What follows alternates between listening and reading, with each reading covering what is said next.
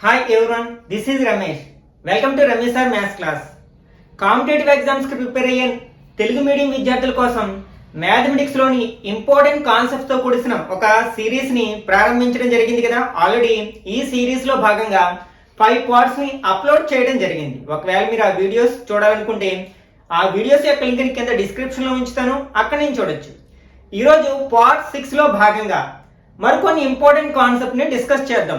ఈ రోజు మనం డిస్కస్ చేయబోయే కాన్సెప్ట్ అన్ని కూడా మనకి ఫ్యూచర్ లో సాల్వ్ చేసే ప్రాబ్లమ్స్ కి చాలా సహాయపడతాయి. అవేంటంటే ప్రైమ్ ఫ్యాక్టరైజేషన్ అంటే ప్రధాన కారణాంక విభజన, అలాగే నంబర్ ఆఫ్ ఫ్యాక్టర్స్ అంటే కారణాంకాల సంఖ్య, అసలు కారణాంకాలు అంటే ఏమిటి, సరి కారణాంకాలు ఎన్ని ఉంటాయి, బేసి కారణాంకాలు ఎన్ని ఉంటాయి, అసలు కారణాంకాలు మొత్తం ఎంత, సరి కారణాంకాల మొత్తం ఎంత, బేసి కారణాంకాల మొత్తం ఎంత, మొదలైన ఇంపార్టెంట్ కాన్సెప్ట్ అన్నిటినీ కూడా ఈ వీడియోలో మనం డిస్కస్ చేద్దాం. అసలు మనం ఫస్ట్ ప్రధాన కారణాంక విభజన ఇది చెప్పే ముందు కారణాంకాలు ఆల్రెడీ ప్రీవియస్ వీడియోస్ లో 1-2 సార్లు మనం ఈ కారణాంకాల గురించి డిస్కస్ చేసాం. ఏదైనా ఒక సంఖ్యని మనకి ఫర్ ఎగ్జాంపుల్ 12 ఉంది. ఈ 12ని 4తో డివైడ్ చేసినట్లయితే 3 4s are 12 అంటే 4తో భాగించినట్లయితే 3 4 12, ఇక్కడ శేషం 0 వస్తుంది. కాబట్టి మనం 4తో 12ని భాగించినప్పుడు శేషం 0 వస్తుంది. కాబట్టి 4ని 12 యొక్క కారణాంకం అంటాం అనమాట. ఇట్లా మనం 12ని 4తోనే కాకుండా 3తో భాగించినా శేషం 0 వస్తుంది, 2తో భాగించినా, అలాగే 6తో భాగించినా శేషం వస్తుంది. ఇవన్నీ కూడా కారణాంకాలు అవుతాయి అనమాట. అలాగే ఈ 12ని 4 యొక్క గుణిజము అంటాం. గుణిజాల గురించి తర్వాత చూద్దాం. ఓకే, ఇప్పుడు మనం కారణాల గురించి మాట్లాడుకుంటున్నాం. ఓకే, మనం ఒక సంఖ్యని ఏ సంఖ్యతో భాగించినప్పుడు శేషం 0 వస్తుందో ఆ సంఖ్య కారణాంకం అంటే ఇక్కడ 4తో 12ని భాగించినప్పుడు శేషం 0 వస్తుంది. కాబట్టి 4ని 12కి కారణాంకం అంటాం, ఫ్యాక్టర్ అంటాం. అలాగే భాజ్యకాలు అంటారు. కారణాంకాలు అన్నా భాజ్యకాలు అన్నా ఒకటే. ఓకే, డివైజర్స్ అన్నా ఫ్యాక్టర్స్ అన్నా ఒకటే. ఇంగ్లీష్ లో మనం డివైజర్స్ అంటాం, వాటినే ఫ్యాక్టర్స్ అంటాం అన్నమాట. ఇప్పుడు మనకి 12 యొక్క కారణాంకాలు రాయమంటే మనం ప్రతి సంఖ్యని కూడా 1తో భాగించినప్పుడు శేషం 0 వస్తుంది. కాబట్టి 1 అనేది ప్రతి సంఖ్యకు కారణాంకం అవుతుంది. అట్లాగే మనకి ఒక సంఖ్యను అదే సంఖ్యతో భాగించినప్పుడు కూడా శేషం 0 వస్తుంది. 12ని 12తో భాగించినా శేషం 0 వస్తుంది. కాబట్టి 12కి 12 కూడా కారణాంకం అవుతుంది. దీన్ని బట్టి మనం ఏం చెప్పొచ్చు, ప్రతి సంఖ్యకు కనీసం 2 కారణాంకాలు ఉంటాయి. అవేంటి, 1 మరియు అదే సంఖ్య. 1ని మినహాయిస్తే ఒకటి తప్ప మరి వేరే ఇతర ఏ కారణాంకం ఉండదు. ఓకే, 1ని మినహాయిస్తే మిగిలిన అన్ని సంఖ్యలకు కనీసం 2 కారణాంకాలైనా ఉంటాయి అన్నమాట. ఎగ్జాక్ట్లీ 2 కారణాంకాలు అంటే ప్రధాన సంఖ్యలు అంటాం, అంతకంటే ఎక్కువ ఉంటే సంయుక్త సంఖ్యలు అంటాం. ఆల్రెడీ ఈ టాపిక్ గురించి డిస్కస్ చేసాం. ఓకే, ఇప్పుడు 12కి కారణాంకాలు రాయమంటే 12 ఏ ఎక్కాల్లో వస్తుందో రాస్తాం. ఓకే, 1 నుంచి స్టార్ట్ చేస్తాం. 2 ఎక్కంలో వస్తుంది, 3 ఎక్కంలో వస్తుంది, 4 6. ఈ 12లో సగానికి వచ్చిన తర్వాత ఏ ఎక్కంలో వచ్చే అవకాశం లేదు. ఇంక మరే నెంబరు కారణాంకం అయ్యే అవకాశం లేదు. కాబట్టి డైరెక్ట్ అదే నెంబర్లోకి వెళ్ళిపోతాం అన్నమాట. ఓకే, ఇవి 12 యొక్క కారణాంకాలు. ఎన్ని ఉన్నాయి అంటే లెక్కపెట్టి చెప్పేయగలుగుతాం. 1 2 3 4 5 6 అంటే ఇక్కడ 12 యొక్క కారణాంకాల సంఖ్య ఎంత అంటే 6. అయితే ఇలాంటి చిన్న నెంబర్స్ కి చెప్పగలుగుతాం. అదే మనం 1260 ఉంది, దీనికి ఎన్ని కారణాంకాలు ఉంటాయి అని అడిగినప్పుడు, నెంబర్ ఆఫ్ ఫ్యాక్టర్స్ ఎన్ని అని అడిగినప్పుడు ఇలా మనం ఫ్యాక్టర్స్ రాసుకుంటూ వెళ్ళి చెప్పలేం కదా. అట్లాంటి సమయంలో మనం ఏం చేయాలి అంటే ఇచ్చిన సంఖ్యని ప్రధాన కారణాంకాలుగా విభజించాలన్నమాట. అంటే ప్రధాన కారణాంకాల లబ్ధంగా రాయాలి. ఫస్ట్ మనం ఫర్ ఎగ్జాంపుల్ 12 గురించి మాట్లాడుకున్నట్లయితే 12 ని ఏ ప్రధాన కారణాంకాల లబ్ధంగా రాయొచ్చు. ప్రధాన సంఖ్యలు అంటే ఆల్రెడీ తెలుసు కదా మనకి, 2 3 5 7 11 13 అంటే వీటి లబ్ధంగా మనం విడగొట్టాలన్నమాట ఇచ్చిన సంఖ్యని. మనం ఇట్లాంటి సమయంలో మనకి ప్రీవియస్ క్లాస్ లో డిస్కస్ చేసిన భాజనీయత సూత్రాలు అనేవి చాలా కీ రోల్ ప్లే చేస్తాయి అనమాట. ఇది సరి సంఖ్య అయితే ఖచ్చితంగా మనకి 2వ ఎక్కంలో పోతుంది. 12 సరి సంఖ్య కదా, కాబట్టి 2. ఇలా చూసేటప్పుడు మనం ఈ సంఖ్యలను మాత్రమే చూడాలి. ఎందుకంటే మనం ఏం చేస్తున్నాం, ప్రధాన కారణాంకాల లబ్ధంగా రాస్తున్నాం, అంటే ప్రధాన సంఖ్యలు ఉండేటట్లు రాస్తున్నాం. ఓకే, కాబట్టి 2 ఎక్కం ఎన్ని సార్లు పోతుంది, 6 సార్లు పోతుంది. మళ్ళీ సరి సంఖ్య వచ్చింది కదా, 2 ఎక్కం మళ్ళీ ఎన్ని సార్లు పోతుంది, 3 సార్లు పోతుంది. ఓకే, మరి ప్రధాన సంఖ్య వస్తే ఆగిపోతాం. ఇంకా 3 ప్రధాన సంఖ్య కాబట్టి ఎందుకంటే మనం దాన్ని విభజించలేము. కాబట్టి ఇక్కడ 12ని ఎట్లా రాయొచ్చు? 2 ఇంటూ 2 ఇంటూ 3 అని రాయొచ్చు. దీన్ని ఘాతాంకాలలో రాయమంటే ఇక్కడ 2 ఎన్ని ఉన్నాయి? 2 ఉన్నాయి కదా, అంటే 2 స్క్వేర్ ఇంటూ 3 ఎన్ని ఉన్నాయంటే 1. ఇది ప్రధాన కారణాంకాల లబ్ధంగా రాయడం అనమాట. ఓకే, ఇట్లా చేసిన తర్వాత ఇప్పుడు 12కి మనకి ఎన్ని కారణాంకాలు ఉన్నాయి కనుక్కోవాలనుకుంటున్నాం. ఓకే, ఇప్పుడు కారణాంకాల సంఖ్య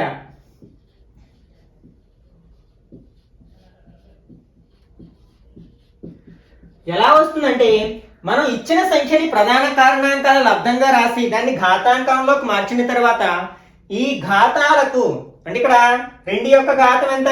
2, 3 యొక్క ఘాతం ఎంత? 1, ఒక్కొక్కటి చెప్పున కూడి వాటిని గుణించినట్లయితే మనకి కారణాంకాల సంఖ్య వస్తుంది అనమాట.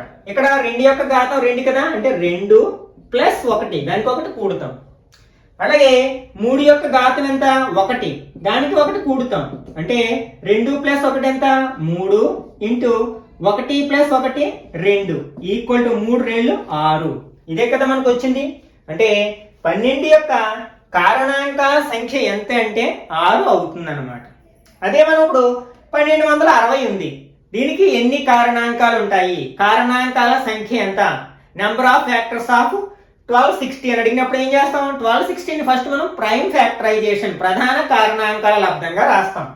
ఓకే, 1260 ఇది సరి సంఖ్య, బేస్ సంఖ్య అంటే 1ల స్థానంలో 0 ఉంది కాబట్టి సరి సంఖ్య, కాబట్టి రెండవ ఎక్కం చూడొచ్చు. 1లో పోదు కాబట్టి 12లో చూస్తాం. 6 2 12, అలాగే 6లో 3 2 6 0, మళ్ళీ సరి సంఖ్య వచ్చింది, 2 ఎక్కం చూస్తాం. 3 2 6, 2లో ఎన్నిసార్లు పోతుంది? ఒకసారే పోతుంది కదా, 2 సార్లు 2 2 4 ఎక్కువైపోతుంది కదా, 1 2 2 ఇంకా 1 మిగిలింది కాబట్టి ఆ 1ని నెక్స్ట్ నెంబర్ ముందు రాస్తే అది 10 అవుతుంది. 10లో ఎన్నిసార్లు పోతుంది? 5 సార్లు పోతుంది. ఓకే, ఇప్పుడు మనకి ఇది బేస్ సంఖ్య కాబట్టి రెండో ఎక్కం పోయే అవకాశం లేదు. తర్వాత మూడో ఎక్కం టెస్ట్ చేస్తాం. మూడో ఎక్కం పోవాలంటే ఇందులో ఉన్న అంకెలు మొత్తం మూడో ఎక్కంలో పోవాలి. 5 1 6, 6 3 9, మనకి ఇది మూడో ఎక్కంలో పోతుంది కదా, కాబట్టి మూడో ఎక్కం చూస్తాం. ఓకే, 3లో 3 ఎన్నిసార్లు పోతుంది? ఒకసారి పోతుంది. తర్వాత మనం 1లో చూడాలి, అంతేగాని 15లో చూడకూడదు. అంటే మనం భాగహారం ప్రారంభించిన తర్వాత ఒక్కొక్క నెంబర్నే తీసుకుంటూ ఉంటాం కదా, అలాగే ఇది కూడా 1లో పోదు కాబట్టి 0 నుంచి అప్పుడు 15లో చూడాల్సి ఉంటుంది అనమాట. ఇప్పుడు 15లో 3 ఎన్నిసార్లు పోతుంది? 5 సార్లు పోతుంది. మరలా 1 + 5 6 అవుతుంది, అది 3 ఎక్కం వస్తుంది కాబట్టి మళ్ళీ 3 ఎక్కం పోతుంది. ఎన్నిసార్లు పోతుంది? 3 3 9, ఇంకా 1 ఉంది, 15 అవుతుంది. 5 3 15. ఇంకా మనకి 3 ఎక్కం పోయే ఛాన్స్ లేదు. 3 + 5 8, ఇది 3 ఎక్కంలో రాదు కదా, కాబట్టి నెక్స్ట్ ప్రధాన సంఖ్య ఏంటి? 5. 5 చూస్తాం, 1ల స్థానంలో 5 ఉంది కాబట్టి 5 పోతుంది కదా. 5 7 5 35, లాస్ట్ లో మళ్ళీ ప్రధాన సంఖ్య వచ్చేసింది. కాబట్టి ఇక్కడ మనం 1260ని ఏ విధంగా రాయొచ్చు అనమాట? 2 × 2 × 3 × 3 × 5 × 7 ప్రధాన కారణాంకాల లబ్ధంగా రాయడం అంటాం అన్నమాట. దీన్నే మనం ఘాతాంకాల్లో వ్యక్తపరిచినట్లయితే 2 ఇక్కడ 2 ఉన్నాయి కదా, 2 3 ఎన్ని ఉన్నాయి? 2 ఉన్నాయి. 5 1 7 1, ఇది ఘాతాంక రూపంలో వ్యక్తపరిచాం. ఇప్పుడు మనం ఏం చేయాలనుకుంటున్నాం? కారణాంకాల సంఖ్య రాయాలనుకుంటున్నాం. therefore కారణాంకాల సంఖ్య దేని యొక్క 1260 కారణాంకాల సంఖ్య ఈక్వల్ టు, ఇక్కడ ఘాతాలకు ఒక్కొక్కటి చెప్పున కలిపి వాటిని గుణిస్తాం. ఓకే, ఇక్కడ 2 ఉంది కదా, అంటే 2 + 1, ఇక్కడ కూడా 2 ఉంది కదా, 2 + 1, నెక్స్ట్ ఇక్కడ 1 ఉంది కాబట్టి 1 + 1, మళ్ళీ ఇక్కడ 1 ఉంది, 1 + 1 ఈక్వల్ టు 2కి 1 కలిపితే 3 3 2 2. ఓకే, 3 3 9, 9 2 18, 18 2 36. అంటే ఇక్కడ 1260కి ఎన్ని కారణాంకాలు, ఇట్లాంటి కారణాంకాలు ఎన్ని ఉంటాయి అంటే 36 కారణాంకాలు ఉంటాయి అని చెప్పొచ్చు అనమాట. ఓకే, మరి ప్రధాన కారణాంకాలు ఎన్ని, అట్లాగే సరి కారణాంకాలు ఎన్ని, బేసి కారణాంకాలు ఎన్ని, ఇట్లాంటి క్వశ్చన్స్ అడిగినప్పుడు ఎలా ఆన్సర్ చేయాలి? ఫర్ ఎగ్జాంపుల్ ఇందులో ప్రధాన కారణాంకాలు ఎన్ని ఉన్నాయంటే ఇక్కడ 2 ఉన్నాయన్నమాట. అట్లాగే నెక్స్ట్ ఇది బేసి కారణాంకాలు ఎన్ని ఉన్నాయంటే 1, 3 మనకి బేసి కారణాంకాలు అవుతాయి. సరి కారణాంకాలు ఎన్ని ఉన్నాయంటే 1, 2, 3, 4. వీటిని చిన్న సంఖ్యలు ఇచ్చినప్పుడు ఇట్లా రాసి మనం కనుక్కోగలుగుతాం. కానీ పెద్ద సంఖ్యలు, ఇలాంటి పెద్ద సంఖ్యలు ఇచ్చి కారణాంకాలు ఎన్ని, ప్రధాన కారణాంకాలు ఎన్ని, అలాగే సరి కారణాంకాలు ఎన్ని, అలాగే బేసి కారణాంకాలు ఎన్ని, ఇట్లాంటి క్వశ్చన్స్ అడిగినప్పుడు ఇట్లా రాయలేం కదా. కాబట్టి అప్పుడు ఏం చేయాలి? ఓకే, ఇప్పుడు మనం 1260 గురించే మాట్లాడుకుందాం. మనకి ఫస్ట్ అసలు ప్రధాన కారణాంకాలు ఎన్నో చూద్దాం. ప్రధాన కారణాంకాలు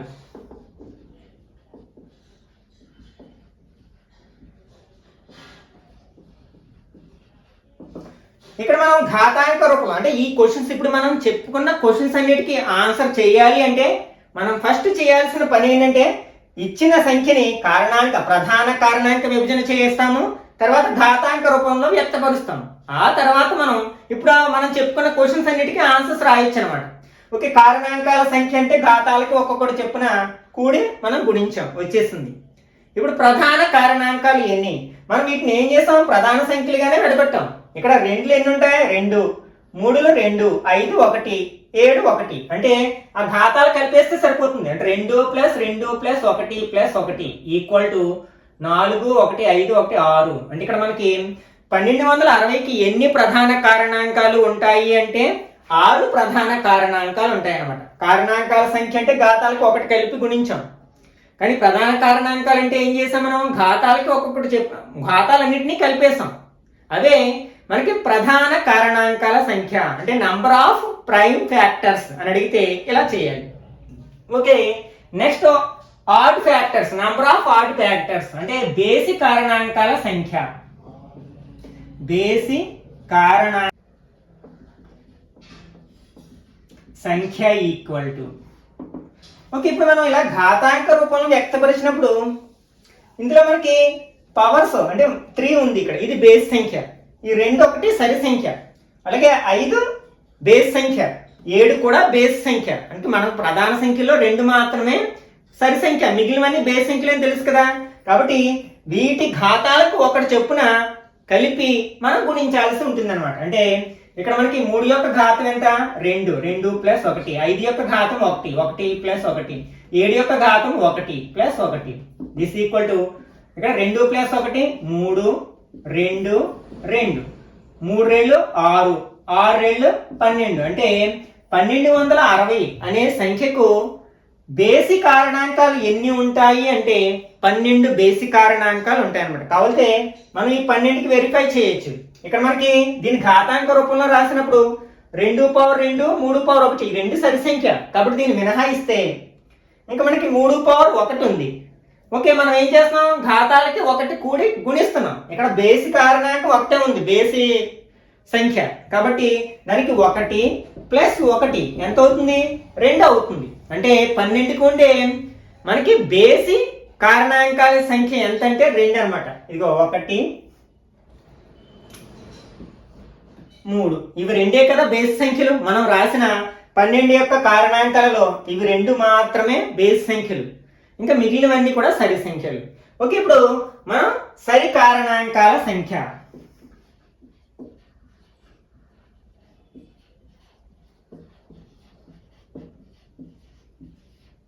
ఈక్వల్ టు, మనకి సంఖ్యల్లో సగం సరి సంఖ్యలు ఉంటాయి, సగం బేస్ సంఖ్యలు ఉంటాయని తెలుసు కదా.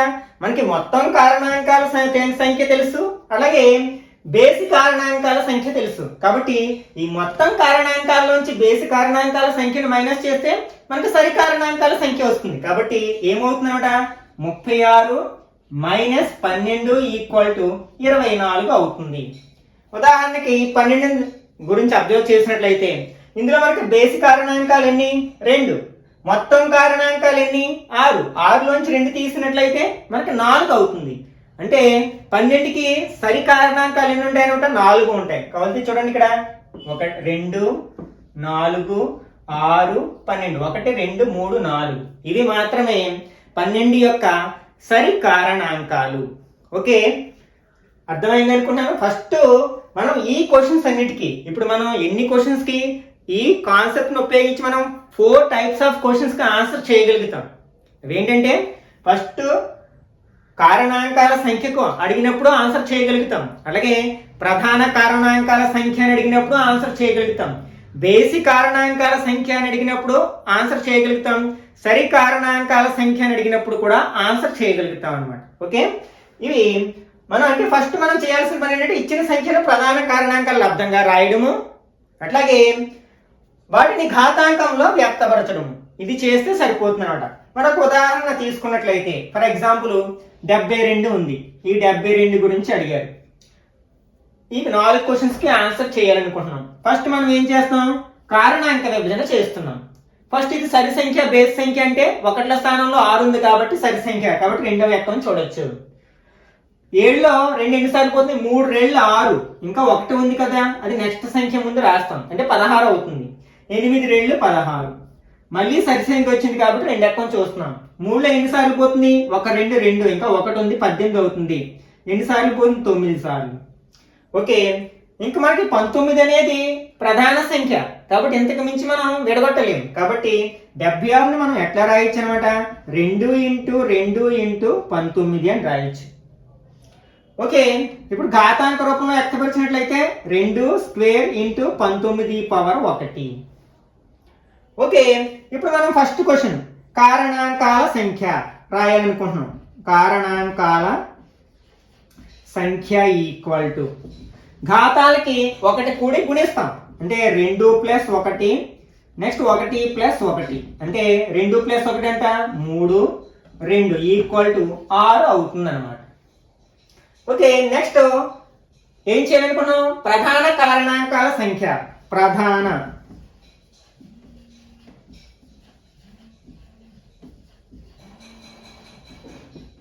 ఈక్వల్ టు మనకి ప్రధాన, ఇక్కడ 2 కూడా మనకి ప్రధాన సంఖ్యలే, 2 ప్రధాన సంఖ్య, 19 ప్రధాన సంఖ్య, కాబట్టి వాటి ఘాతాలను కలిపేస్తాం, అంటే 2 + 1 ఈక్వల్ టు 3, అంటే 76కి ఎన్ని ప్రధాన కారణాంకాలు ఉంటాయి అంటే 3 ప్రధాన కారణాంకాలు ఉంటాయన్నమాట. నెక్స్ట్ బేసి కారణాంకాల సంఖ్య, బేసి కారణాంకాల సంఖ్య ఈక్వల్ టు, ఓకే, ఇక్కడ మనకి 2 సరి సంఖ్య, ఇక్కడ 19 బేస్ సంఖ్య, దాని ఘాతానికి 1 కలుపుతాం, ఇక్కడ 1 ఉంది, మరి ఇంకా బేస్ సంఖ్యలు ఉంటే వాటి ఘాతాలకు కూడా 1 కలిపి గుణించేవాళ్ళు, అంటే 1 + 1 2 అవుతుంది అన్నమాట. నెక్స్ట్ సరి కారణాంకాల సంఖ్య, సరి కారణాంకాల సంఖ్య ఈక్వల్ టు, అంటే ఏం చేస్తాం మనం, మొత్తం కారణాంకాల నుంచి బేసి కారణాంకాలను తీసేస్తాం. మొత్తం కారణాంకాలు ఎన్ని, 6 మైనస్ సరి బేసి కారణాంకాలు 2 తీసేస్తే 4 అన్నమాట. ఓకే, ఒకసారి మనం సరి చూడొచ్చు కావాలంటే. ఈ 76ని ఎట్లా ఎన్ని కారణాంకాలు ఉంటాయి, 1 76 76, అంటే ఇక్కడ 1 కారణాంకము 76 కారణాంకము. రెండో ఎక్కలో వస్తుంది 2 × 38, 4 × 1 4 4, 36 ఉంది కదా, 9 4 36, అంటే 19 4 76 వచ్చింది. నెక్స్ట్ 5 ఎక్కలో రాదు, 6 ఎక్కలో రావాలంటే 2 3లో రావాలి, ఇక్కడ 3 ఎక్కలో రాలేదు కదా, కాబట్టి 6 ఎక్కలో రాదు. నెక్స్ట్ 7వ ఎక్కంలో రాదు, 8వ ఎక్కంలో వస్తుందంటే రాదు. నెక్స్ట్ 9 ఇంకే ఎక్కల్లో వచ్చే అవకాశం లేదు, అంటే 76ని మనం ఇలా 3 వేసులో మనం విభజించవచ్చు అనమాట. కాబట్టి కారణాంకాలు ఏంటంటే 1 2 4. నెక్స్ట్ ఈ మధ్యలో ఏ ఒక్క ఎక్కంలో వచ్చే అవకాశం లేదు. నెక్స్ట్ 19 38 76, ఇవి 76 యొక్క కారణాంకాలు. ఇప్పుడు ఈ 4 క్వశ్చన్స్ ని వెరిఫై చేసినట్లయితే ఫస్ట్ ఇది కారణాంకాల సంఖ్య 6 ఉన్నాయి కదా, అలాగే ప్రధాన కారణాంకాల సంఖ్య 3, అంటే ఇక్కడ 2 19, అంటే 2లు 2 వస్తాయి. ప్రధాన కారణాంక విభజన ఇలా చేస్తున్నప్పుడు 2లు 2 ఒక 19 వచ్చింది, అంటే 3 వచ్చేది. నెక్స్ట్ బేసి కారణాంకాలు, ఇందులో ఏమున్నాయి 1, నెక్స్ట్ 19 1 19 2 వచ్చాయి కదా. ఇంకా ప్రధాన కారణాంకాలు అంటే సరి కారణాంకాలు సంఖ్య ఎంత అంటే మిగిలినవి 2 4 38 76, ఇవి 4 కూడా సరి కారణాంకాలే కదా. కాబట్టి మనం ఈ విధంగా ఈ ఒక్క కాన్సెప్ట్ను ఉపయోగించుకుంటే అంటే ప్రధాన కారణాంక విభజన అనే కాన్సెప్ట్ను ఉపయోగించి 4 టైప్స్ ఆఫ్ క్వశ్చన్స్కి ఆన్సర్ చేయగలుగుతాం అనమాట. ఓకే, మరి కారణాంకాలు మొత్తం అడిగినప్పుడు ఏం చేయాలి? ఆల్రెడీ మనం 12 యొక్క కారణాంకాలు రాసాం కదా. ఏంటవి? 1, 2, 3, 4, 6, 12. అంటే వీటన్నిటినీ కలపగా వచ్చే మొత్తము ఎంత అని అడిగినప్పుడు ఏం చేయాలి? చిన్న సంఖ్యలు ఇచ్చినప్పుడు మనం డైరెక్ట్ గా కారణాంకాలు రాసేసి కూడేసి రాసేసేయచ్చు. కానీ పెద్ద సంఖ్యలు ఇచ్చినప్పుడు అది సాధ్యం కాదు కదా. అలాంటి సమయంలో ఏం చేయాలంటే సేమ్ ఫస్ట్ మనం కారణాంక విభజన చేయాల్సి ఉందన్నమాట. ఫర్ ఎగ్జాంపుల్ 72 తీసుకుందాం. ఈ 72 యొక్క కారణాంకాలు రాసి ఒకసారి వెరిఫై కూడా చేద్దాం. ఫస్ట్ మనం ఏం చేయాలి? కారణాంక విభజన చేయాలి. ఇది సరి సంఖ్య కాబట్టి 2 ఎక్కం చూస్తాం. ఎన్నిసార్లు పోతుంది? 3 రెళ్ళు 6. నెక్స్ట్ 1 ఉంది 12 అవుతుంది. 6 రెళ్ళు 12. మళ్ళీ 2 ఎక్కం ఎన్నిసార్లు పోతుంది? 1. నెక్స్ట్ 8 రెళ్ళు 16. మళ్ళీ 2 ఎక్కం 9 సార్లు. 3 ఎక్కం 3 సార్లు. ప్రధాన సంఖ్య వచ్చింది కాబట్టి ఆపేసాం. అంటే 72 ఈక్వల్ ఎలా రాయొచ్చు మనం? 2 ఇంటూ 2 ఇంటూ 2 ఇంటూ 3 ఇంటూ 3. అంటే ఇక్కడ 2లో 3 ఉన్నాయి, 3లో 2 ఉన్నాయి. ఇప్పుడు కారణాంకాల సంఖ్య అంటే 3కి 1 యాడ్ చేస్తాం అంటే 4, 2కి 1 యాడ్ చేస్తాం 3 అంటే 4 3 12. కాబట్టి రాసి చూడొచ్చు మనం. 72 ఏ ఎక్కలు వస్తుంది? ఫస్ట్ 1 72 72, 2 36 72.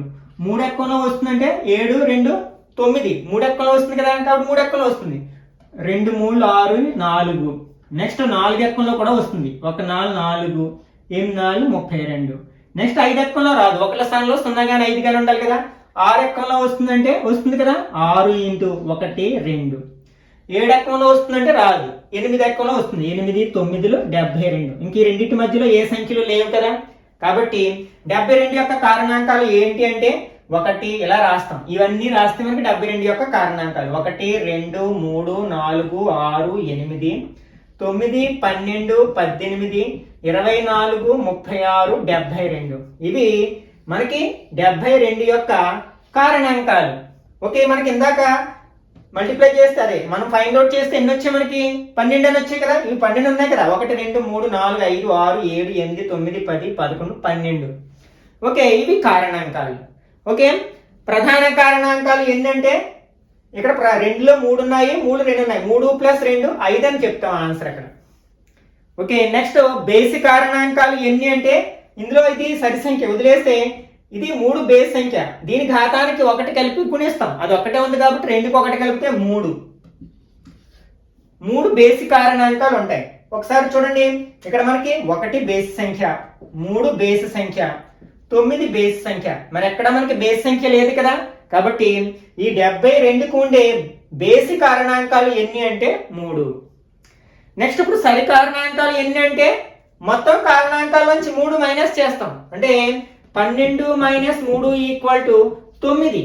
మిగిలినవన్నీ కూడా మనకి సరి కారణాంకాలే. 1 2 3 4 5 6 7 8 9 సరి కారణాంకాలు సరిపోయాయి కదా. ఓకే, ఇప్పుడు మనకి కారణాంకాల మొత్తం ఎంత అని అడిగినప్పుడు ఏం చేయాలి అంటే ఇక్కడ ఫర్ ఎగ్జాంపుల్ మనం ఈ 72నే చూద్దాం.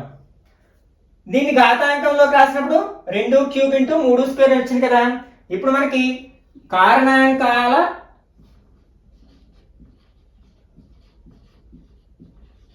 మొత్తం ఫైండ్ అవుట్ చేయాలనుకుంటున్నాం కాబట్టి మనం ఫస్ట్ 2³ తీసుకోండి.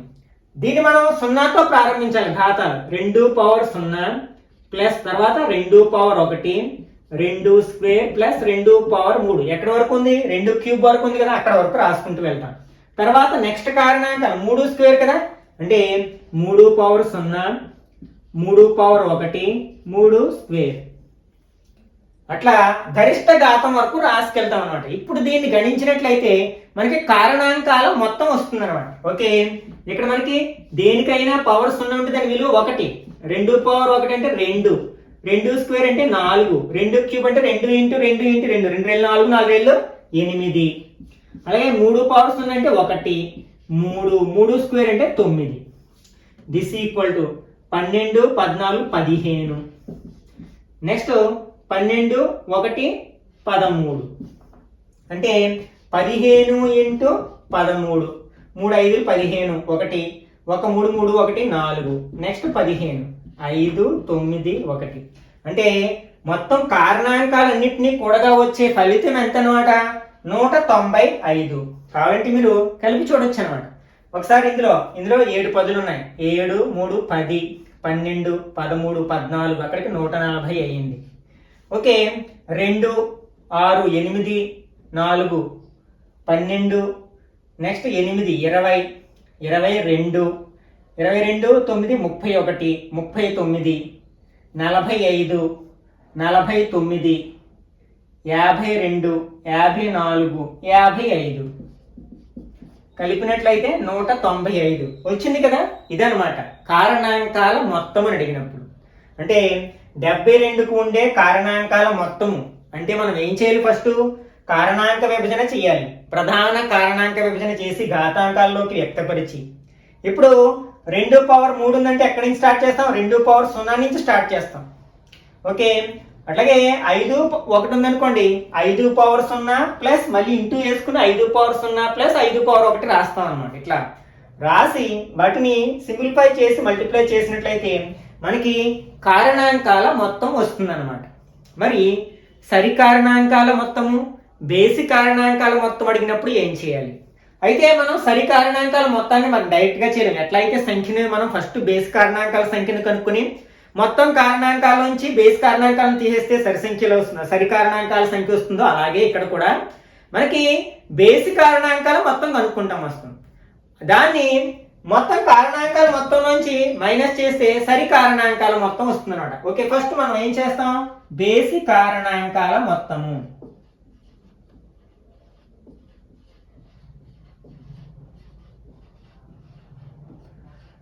ఓకే, ఇందులో మనకి బేసి కారణాంకాలు ఏమున్నాయంటే ఇదే కదా, 3 మాత్రమే బేసి కారణాంకం కాబట్టి దాన్ని మాత్రమే తీసుకుంటాం. For example 3 power 0 plus 3 power 1, 3 square. For example into 5 power 1 ఉందనుకోండి, అప్పుడు 5 కూడా బేస్ సంఖ్య కదా, కాబట్టి ఇంటూ వేసుకుని 5 పవర్ 0 ప్లస్ 5 పవర్ 1 చేసి వీటిని గణించి వాటి లబ్ధం కనుక్కుంటాం అనమాట. ఓకే, ఇక్కడ మనకి మరో బేస్ సంఖ్య లేదు కాబట్టి 3 పవర్ 1 అంటే 3 పవర్ 0 అంటే 1, 3 స్క్వేర్ అంటే 9 ఈక్వల్ టు 13 అనమాట. అంటే 72 యొక్క బేసి కారణాంకాల మొత్తము ఎంత అంటే 13. కాబట్టి మనం వెరిఫై చేయొచ్చు. ఇందులో మనకి బేస్ సంఖ్యలు ఏమున్నాయి? 1, 3, 9 కూడామనుకోండి, 9 ప్లస్ 3 12, 1 13 సరిపోయింది కదా. ఇప్పుడు మనకి సరి కారణాంకాల మొత్తం కావాలి. సరి కారణాంకాల మొత్తము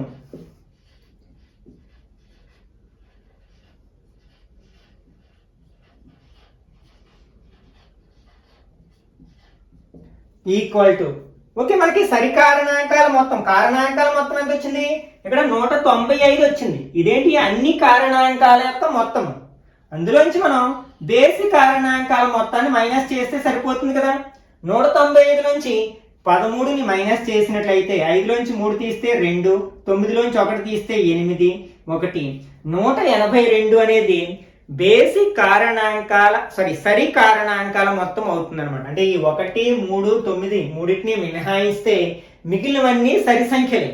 కాబట్టి వాటి యొక్క మొత్తం ఎంత అవుతుందంటే 182 అనమాట. అంటే ఇక్కడ మనం కారణాంకాల సంఖ్య అన్నా కారణాంకాల మొత్తం అన్నా కూడా మనం చేయాల్సిన పని ఏంటంటే ప్రధాన కారణాంక విభజన చేయడం, ఆ వచ్చిన కారణాంకాల లబ్ధాన్ని ఘాతాంక రూపంలో వ్యక్తపరచడం, అంటే పవర్స్ లో రాయడం. ఆ తర్వాత మనకి నెంబర్ ఆఫ్ ఫ్యాక్టర్స్ అన్నా, నెంబర్ ఆఫ్ ప్రైమ్ ఫ్యాక్టర్స్ అన్నా, నెంబర్ ఆఫ్ ఈవెన్ ఫ్యాక్టర్స్ అన్నా, నెంబర్ ఆఫ్ ఆడ్ ఫ్యాక్టర్స్ అన్నా ఆన్సర్ చేయగలుగుతాం. అలాగే sum of the all factors అన్నా, sum of the even factors అన్నా, sum of the odd factors, అంటే మనం ఒకే ఒక లెక్క చేసి దాని నుంచి మనం ఇంచుమించు 7-8 రకాల క్వశ్చన్స్ ని ఆన్సర్ చేయగలుగుతాం అనమాట. ఓకే, ఇప్పుడు మనం డిస్కస్ చేసిన కాన్సెప్ట్స్ ఆధారంగా కొన్ని మోడల్ క్వశ్చన్స్ ని ఆన్సర్ చేయడానికి ప్రయత్నిద్దాం. ఓకే, ఫస్ట్ క్వశ్చన్, 64 యొక్క కారణాంకాల సంఖ్య. కారణాంకాల సంఖ్య అంటే మనం చేయాల్సిన పని ఏంటి? ఫస్ట్ కారణాంక విభజన చేయాలి. ఓకే, 2 32 సార్లు 16, 8, 4, 2, 2 అంటే మనం 64ని ప్రధాన కారణాంకాల లబ్ధంగా రాస్తే ఇక్కడ 2 నుంచి 1, 2, 3, 4, 5, 6 అంటే 2^6. అంటే ఇక్కడ మనం కారణాంకాల సంఖ్య అని అడిగినప్పుడు ఏం చేస్తాం, ఘాతాలకి ఒకటి కలిపి వాటిని గుణిస్తాం. ఇక్కడ మనకి ఒకటే ఉంది కదా, కాబట్టి దీని యొక్క ఘాతం ఎంత, 6. 6కి ఒకటి కలిపితే 7 అవుతుంది. ఇంకా మరో సంఖ్య లేదు కాబట్టి ఇక్కడ 64 యొక్క కారణాంకాల సంఖ్య ఎంత అవుతుందంటే 7 అవుతుంది. అంటే రెండవది సరైన సమాధానం అవుతుంది అనమాట. నెక్స్ట్ 4³ × 5² × 7 అనే సంఖ్య యొక్క కారణాంకాలు ఎన్ని అంటే కారణాంకాల సంఖ్య ఎంత. ఇక్కడ మనకి పవర్స్ లో ఇచ్చేస్తారు కదా అని ఘాతాలకి ఒకటి కూడేసి గుణించేసి ఆన్సర్ రాబట్టేస్తే తప్పు అవుతుంది. ఎందుకంటే మనం ప్రధాన కారణాంకాలు లబ్ధంగా రాస్తున్నాం. ఇక్కడ 4 అనేది ప్రధాన సంఖ్య కాదు కాబట్టి దీన్ని కూడా మనం ప్రధాన సంఖ్యలోకి మార్చుకోవాలి. 4 అంటే ఎంత, 2² కదా.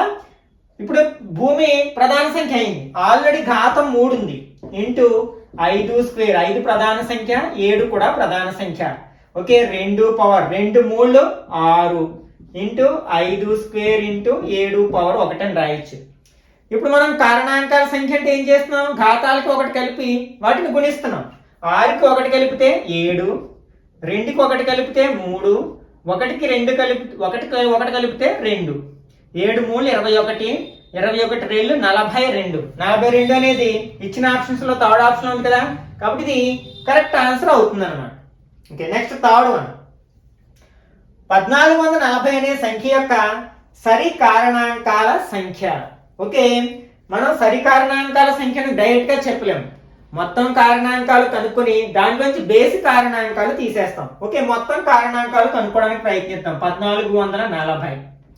ఓకే, 2 ఎక్కువ 7 2 0 360 1 8 0 90 45 3 ఎక్కువ 15 మళ్ళీ 3 ఎక్కువ 5 సార్లు.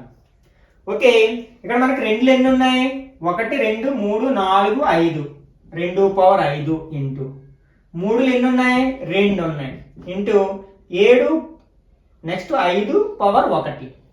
ఓకే, ఇప్పుడు మనం దీని యొక్క సరి కారణాంకాల సంఖ్యను కనుక్కోవాలనుకుంటున్నాం. మొత్తం కారణాంకాలు కనుక్కుందాం. ఫస్ట్ మొత్తం కారణాంకాలు ఎంత, ఇక్కడ ఘాతాలకు ఒకటి కలుపుకుని ఇస్తాం కదా, 5కి ఒకటి కలిపితే 6 ఇంటూ 2 + 1 3 ఇంటూ 1 + 1 2, 6 3 18 36.